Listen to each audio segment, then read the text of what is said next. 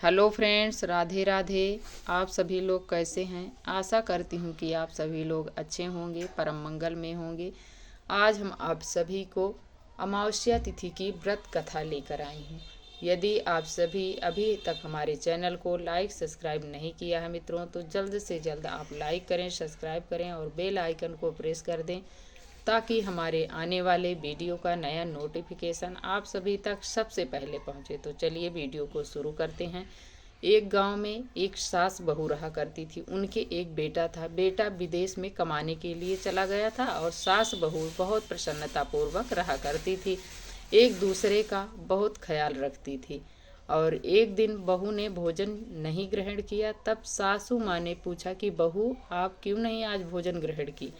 तब बहू ने बताया, माँ, आज तिल पनौतिया अमावस्या है, इसलिए आज मैं भोजन नहीं ग्रहण की हूँ। तब सासू ने कहा, बहू, यह व्रत क्या होता है और यह व्रत करने से क्या फल मिलता है, मुझे भी बताओ। तब बहू ने कहा, माँ, ये तिल पनौतिया अमावस्या का व्रत करने से बहुत पुण्य मिलता है, बहुत लाभ मिलता है। अन्न धन की कमी नहीं होती है, सुहाग अटल रहता है और पुत्र की प्राप्ति होती है। इस व्रत में प्रत्येक वर्ष अलग अलग खाना खाया जाता है। भगवान विष्णु के मंदिर में चढ़ावा चढ़ाया जाता है और किसी ब्राह्मण को दान दिया जाता है। इसमें पहले साल घी, शक्कर, चावल से बना खाना खाया जाता है तथा पहले साल की पूजा पूर्ण होने पर ब्राह्मण को घी, चावल, शक्कर का दान किया जाता है। दूसरे साल जौ, घी, शक्कर से बना खाना खाया जाता है। ये सभी चीज़ें, तीनों चीज़ें ब्राह्मण या मंदिर में आपको दान किया जाता है। और तीसरे साल गुड़, घी, तिल से बने व्यंजन खाए जाते हैं। ये सभी तीनों चीज़ें किसी ब्राह्मण या मंदिर में दान किए जाते। इसे तिल पनौती अमावस्या व्रत कहा जाता है। यदि इस व्रत का संकल्प लेते हैं तो उसे पूरा करना पड़ता है, नहीं तो सास बहू में झगड़ा होता है। तब सास ने कहा, मेरा तो बहू बुढ़ापा आ गया है, तुम इस व्रत को करो। तब बहू ने आरंभ किया, लेकिन किसी के कहने पर रोटी खा ली थी बहू ने। तब सास बहू में झगड़ा होने लगी। अमावस्या माता रूठ गई। जब रूठ गई तो सास बहू में झगड़ा होने लगी। तब एक दिन सास ने बहू को बोला, जब से तुम आई हो मेरे घर से लक्ष्मी रूठ कर चली गई हैं। तब बहू ने कहा, सास ने कहा, अशांति बनी रहती है हमारे घर में। तब बहू ने बोला कि माँ, मेरे आने से आपके घर में लक्ष्मी चली गई हैं, अशांति है, तो आप बताइए लक्ष्मी कहाँ हैं, हम उन्हें ढूंढ कर लाऊंगी, नहीं तो हम आपके घर में चरण नहीं रखूंगी। तब सास ने कहा कि जाओ कहीं जंगल में जाओ और जंगल के आगे चले जाना। ऐसे जाते जाते आपको जल मिलेगा। जल में माता लक्ष्मी श्रीमन नारायण भगवान के चरण दबाते हुए मिलेंगी। तब वहाँ से बहू ने चल दिए घर से। जब चल दी तो जाते जाते आधे रास्ते में उसे गौ माता मिली। गौ माता ने पूछा, बहू कहाँ जा रही हो? तब बहू ने बताया कि जब से मेरी शादी हुई है, हम अपने घर में आए, तब से हमारी सास ने कहती हैं कि आपके आने से हमारे घर में लक्ष्मी रूठ कर चली गई हैं और अशांति है। तुम हमारे घर से जाओ और माता लक्ष्मी को ढूंढ कर लाओ। मैं माता लक्ष्मी को ढूंढने जा रही हूँ। तब गौ माता ने बोली कि हे बेटी, जब तुम जा रही हो माता लक्ष्मी के पास, तब मेरी भी ये विनती करना माता लक्ष्मी से कि मेरे जो भी बछड़े होते हैं वो मर जाते हैं। तो बहू ने कहा, ठीक है, मैं बोल दूंगी। जाते जाते थोड़ी दूर आगे गई, तब एक घोड़ी बेहोश पड़ी थी। तब घोड़ी ने पूछा, बहू कहाँ जा रही हो? तो उसे भी बताई। तब उन्होंने बोला कि आप जाकर मेरी भी विनती करना कि मुझसे क्यों नहीं कुछ खाया जा रहा है। तब उन्होंने बोला कि ठीक है, बहू ने बोला कि ठीक है, मैं आपकी जो भी समस्या है बोल दूंगी। फिर आगे जाते जाते उन्हें एक गूंगा और बहरा मिला, बूढ़ा बैठा था। तो उन्होंने पूछा कि बहू आप कहाँ जा रही हो? तब वो बहू ने बोली कि मैं लक्ष्मी को ढूंढने जा रही हूँ। मेरी सास ने बोला है कि आपके आने से मेरे घर में अशांति और लक्ष्मी रूठ कर चली गई हैं, तो मैं उन्हीं को ढूंढने जा रहे। तब उन्होंने बोला कि आप मेरी भी विनती करना कि मैं मेरे किस समस्या के कारण, मेरे किस कारण से मैं ये अपने कर्मों को भोग रहा हूँ। तो बोली ठीक है, आपको भी मैं माता लक्ष्मी से बोल दूँगा। फिर आगे जाते जाते एक बूढ़ी माँ बैठी थी, वो अपंग थी हाथ पैर से। तो उन्होंने बोला बेटी आप कहाँ जा रही हो? तब बहू ने बोली कि मैं माता लक्ष्मी को ढूंढने जा रही हूँ। तब वो बोली कि जब ढूंढने जा रही हो तो माता लक्ष्मी से मेरा भी संदेश कहना कि मैं किस कारण से ये अपना भुगत रही हूँ। तब बोली कि ठीक है, मैं बोल दूँगी। फिर आगे जाते जाते उसे बहुत भूख लगी थी, तो एक आम का पेड़ था, उसके नीचे वो बैठ गई। तब वो जब बैठ गई तो आम के पेड़ से आवाज़ आई कि बेटी आप कहाँ जा रही हो? तो बोली कि मैं माता लक्ष्मी को ढूंढने जा रही हूँ।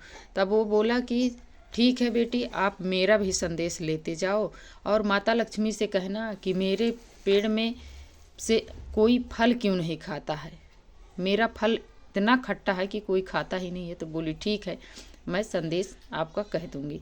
फिर आगे जाते जाते उसे बहुत भूख प्यास और थक चुकी थी बहू ने। एक पेड़ के नीचे वो गिर पड़ी, बेहोश हो गई पड़ी थी। तब माता लक्ष्मी और श्रीमन नारायण भगवान प्रकट हुए और देखे। तब माता लक्ष्मी ने भगवान श्रीमन नारायण से कही कि हे प्रभु, ये आपकी बहुत बड़ी भक्त है, आपकी बहुत पूजा पाठ करती है और इसकी समस्या का समाधान कीजिए। तब भगवान श्रीमन नारायण ने बोला कि ऐसे तो बहुत सारे हैं दुनिया में, हम किसका किसका भला करेंगे, बहुत सारे भक्त हैं, ये अपने कर्मों का फल भुगत रही है। तब माँ भगवती ने कहा कि नहीं प्रभु, आप यदि इसे ऐसे अवस्था में छोड़कर चले जाएंगे तो इसे जीव जंतु आएंगे और खा जाएंगे। तब भगवान श्रीमन नारायण ने एक साधु का रूप धर के आया और उन्हें जीवित किए। वो जो मूर्छा में थी वो जीवित हो गई और उठ गई। तब तक माता अमावस्या भी प्रकट हो गई। तब उनके चरणों में ये बहू गिर पड़ी और अमावस्या माता ने कहा ये तुम्हारे कर्मों का फल है बहू, जाओ, आज से तुम्हारे घर में धन धान्य की कमी कभी नहीं होगी, तुम पुत्रवती भव। उन्हें आशीर्वाद दिया बहू को कि जाओ, तुम्हारे घर में किसी चीज़ की कमी नहीं रहेगी और धन धान्य से परिपूर्ण हो जाओगी। तुम्हारे घर में अन्न धन का कमी कभी नहीं होगा, भंडार भरा रहेगा, सुंदर सा महल होगा, आपके संतान भी होगी। तब उन्होंने फिर भगवान श्रीमन नारायण से जो जो उन्हें रास्ते में संदेश मिला था वो सारे संदेश भगवान श्रीमन नारायण माता लक्ष्मी को सुनाई। तब भगवान श्रीमन नारायण ने कहा हाँ, रास्ते में एक तलैया मिली थी, उसका पानी गंदा था, उसमें कोई नहीं पीता था। तो उन्होंने उसके बारे में भी बताया भगवान श्रीमन नारायण माता लक्ष्मी से। तो भगवान श्रीमन नारायण ने कहा कि जाकर उनसे कहना कि ये पिछले जन्म में देवरानी जेठानी थी और ये बहुत झगड़ा किया करती थी, तब इस ज़माने में ये तलैया बनी है, इसलिए इनके तालाब का पानी कोई नहीं पीता है। जाओ, आप इस तालाब का पानी पी लेना, आज से पानी इसका शुद्ध हो जाएगा, मीठा हो जाएगा, सब लोग इसमें पिएंगे। फिर आगे जब गई तो उसे जो आम का पेड़ था उसमें से बोले थे कि तुम आम के पेड़ से फल खा लेना, वो फल मीठा हो जाएगा और सभी लोग खाने लगेंगे।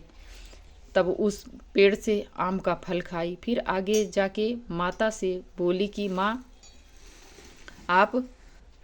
आपने उस जमाने में दान पुण्य नहीं किया था, इसलिए आपको भगवान ने अपाहिज बना दिया है। अब आप जाओ, आप ठीक हो जाओगी और अब आप जाकर अमावस्या का व्रत रखना और दान पुण्य करना।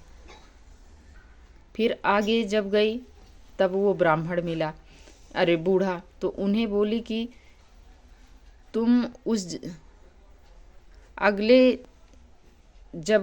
अगला तुम्हारा पिछला जो जन्म था उसमें आपने कभी मंदिर नहीं गए, इसलिए आपको गूंगा और बहरा बना दिया है। इस कानों से आपने कभी सत्संग नहीं सुना था। अब जाओ, आप ठीक हो जाओगे और इस कानों से आप कथा सुनना, शुद्ध वाणी बोलना, दूसरों के लिए आप हित करना, ये बोली। फिर आगे जाकर जब घोड़ी मिली तो घोड़ी को बोली कि आपने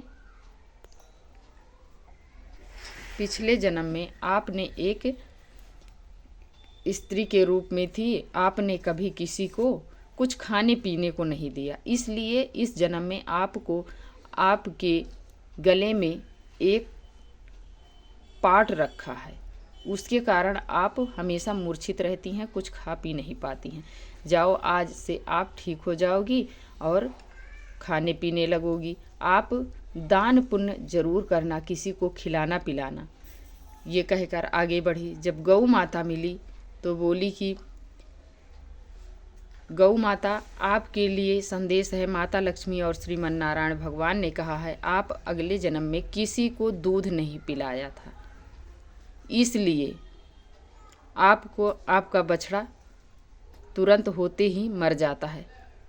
और मुझको बोले हैं भगवान ने कि आप जाकर उनका दूध पी लेना, तो मैं आपका दूध पीऊँगी। तब जब वो बहू ने उस गौ माता का दूध पिया, तब गौ माता के बछड़े ने, जब भी वो जन्म देती थी उसका बछड़ा जीवित हो जाता था। इस प्रकार ये अमावस्या की कथा है मित्रों। फिर इसके बाद वो बहू ने जब अपने घर गई तो देखी धन धान्य से घर पूरा भरा था।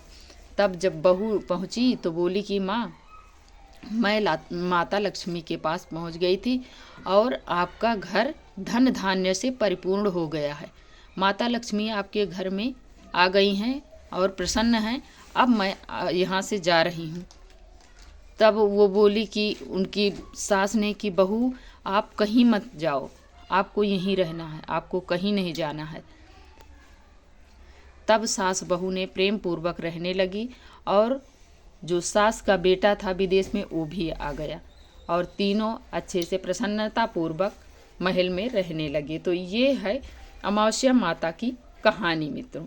ये कथा हमें हमेशा अमावस्या पर ज़रूर सुननी चाहिए। हर अमावस्या पर अलग अलग कथा आती है, हर अमावस्या पर हमें कथा सुननी चाहिए। तो ये रही आपकी फाल्गुन मास की कृष्ण पक्ष में आने वाली अमावस्या की कथा। तो आज की वीडियो मित्रों यहीं तक की है। यदि आप सभी को ये कथा थोड़ी भी यूजफुल हो, अच्छी लगे तो लाइक सब्सक्राइब करना बिल्कुल मत भूलिएगा और प्यारा सा कमेंट लिखकर हमें ज़रूर बताइएगा कि ये वीडियो आप सभी को कैसी लगी। और वीडियो देखने के लिए आप सभी को बहुत बहुत धन्यवाद देती हूँ मित्रों। अब मिलती हूँ एक और नए वीडियो के साथ, तब तक के लिए जय श्रीमन नारायण।